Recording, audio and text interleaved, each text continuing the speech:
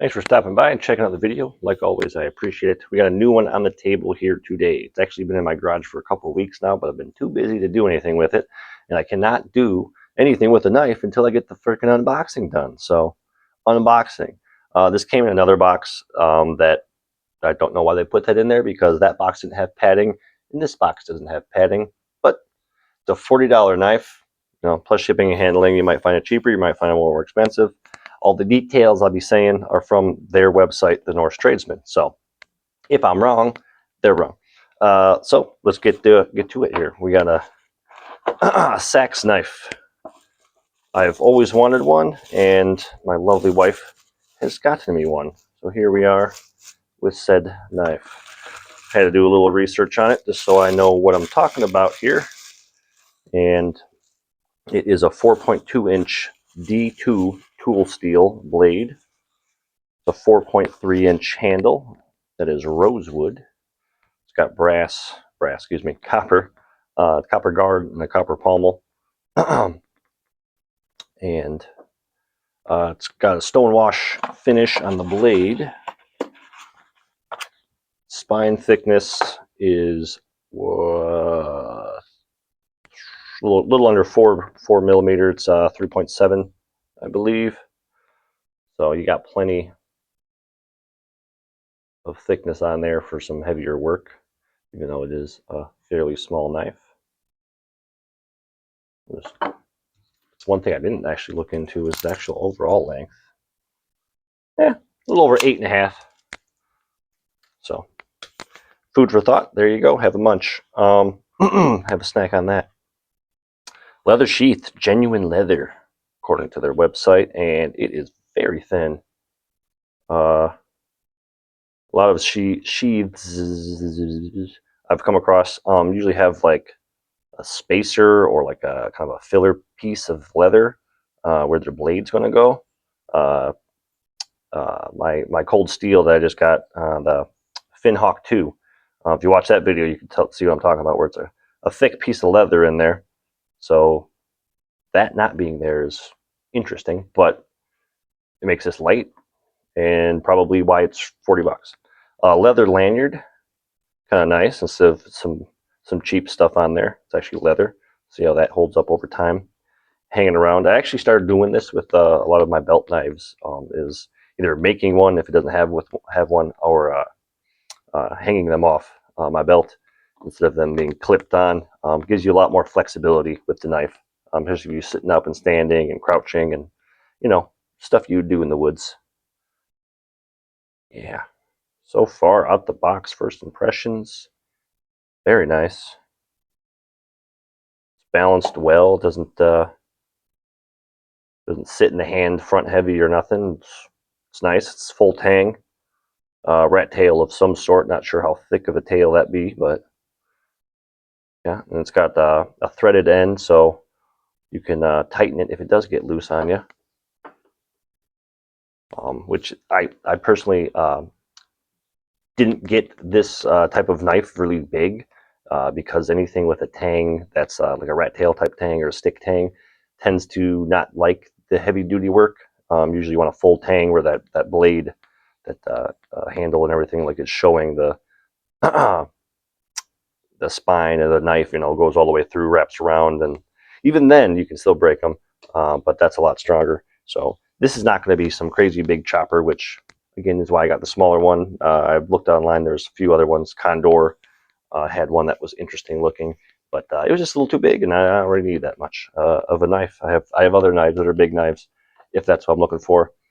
There is the SKU number and all that, if you need it. I'm sure if you found my video, you've been looking up some research on this knife because you want to purchase it. So out the box, how it looks, I'll give it 2 thumbs up. But we'll see what it actually does to some stuff here. I'll get a baseline with some paper first. Okay, set it there. See how sharp it is. Kind of a bad start. It's grabbing a little bit. A little tear out right in there, but towards the end of the knife. Overall, it's not bad. A lot of this is user error. I need to practice my paper cutting more often with these videos. I should be an expert at it.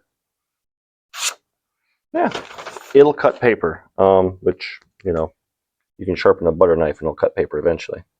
Now, I did open this up, check it out a little bit, put it back in the box, and I wiped the oil off of it so the knife comes through more clearly on this video. The edge and all that. Out the box, looks good. It's pretty even. Don't see any rolled edges or nothing crazy on there. Bring it a little closer.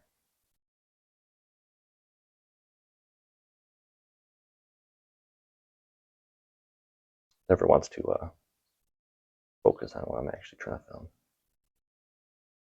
But yeah, so now we'll cut some stuff with it and see what happens. Ooh, this is a piece of silver maple that I'm cutting into here, if you care. And yeah, I mean, if I was trying to do a feather stick right now and not just film a video, I would be able to do a nice feather stick. It's pretty thin. So, yeah, not bad, not bad. Do a little more over the whole knife. D2 tool steel is pretty strong, so it should hold the edge very well. Yeah. Try to get a cut up on the tip here more. It's interesting trying to do a push cut like that. It's that belly of that tip, how it swooshes like that. Kind of makes it a little bit slippery to push down on. But back here on the spine's good. Spine's not sharp at all, which if you've watched my channel or kept up with it, you know I'm not really a fan of sharp spines on knives. It's kind of a pain in the thumb. Some paracord. Nice.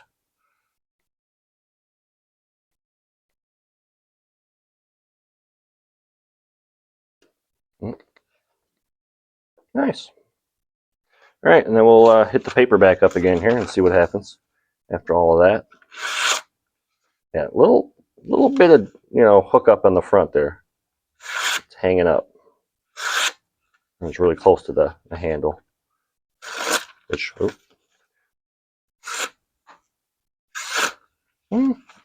at, yeah. There we go. If I can get a good angle at it, it works well. But I think mostly it's just me not getting a good angle on this paper. I practice whittling and woodworking and stuff like that. I don't really practice this stuff. All right, enough of that. Who cares about paper? Let's wipe this off a little bit here. Make sure it's cleaned.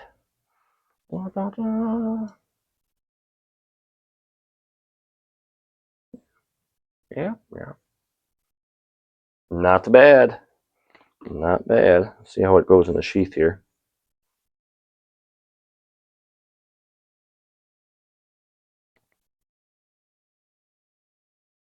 It's like 100 degrees in here right now. This garage is an oven. Got 2 holes for your lanyard, so you can string it up a little differently if you want. Not bad. Very firm grasp. Firmly grasp it. It has. Ooh, there we go. It's actually a little difficult to get it out of there, which is a good thing. You don't want this falling out without your knowledge. Yeah, I'm curious on the sheath though, if it's going to last, because I could see myself stabbing the sheath while you're trying to put it in there, and it ripping right through this leather. It's so thin, and this is such a pointy knife. It does give you a little bit of flexibility at the front though. It doesn't go all the way to the end, so the tip's a little short. right down there somewhere. Oh, look at that. Scratched up my finger.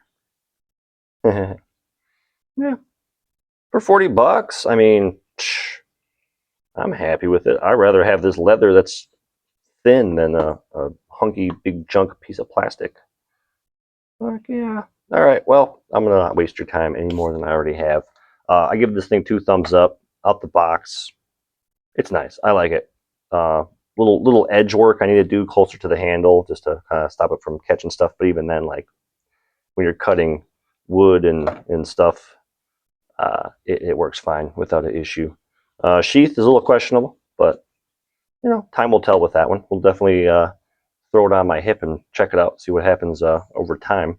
And yeah, I'll get another video out here after I've actually used this thing a little bit more. And yeah, stay tuned for that. Thanks for watching, checking it out, all that. Like, subscribe, check out my channel for more, or don't.